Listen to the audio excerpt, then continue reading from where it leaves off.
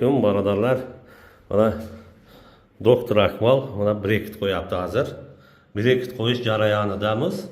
Inshaalloh mana Xudo xolasa o'zimizning musofirlarimiz, o'zimizning barodarlarimiz kelsangizlar va brekit qo'yib, tishni lichena qilib, boshqa joyga qaraganda inshaalloh juda arzon va qulay va kачественный. Kelasizlar inshaalloh zapis qilib kelingizlar. Chunki zapis bo'lsa shu soatga tayyor bo'lib turadi.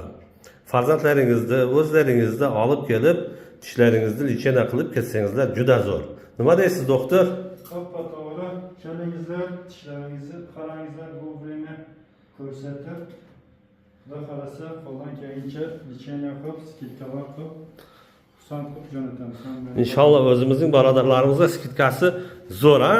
Albatta, albatta. Inshaalloh. Mana brekit qo'yapti hozir, mana o'rnatyapti inshaalloh. Shuni ko'rsatyapti sizlarga. Barodarlar tortinmasdan kelib, ana kelasizlar. Farzandlaringizning tishi bu o'zimizning tishimizdan, farzandimizning tishimizdan bu biz uchun bir baxtda kasal bo'lmaydi.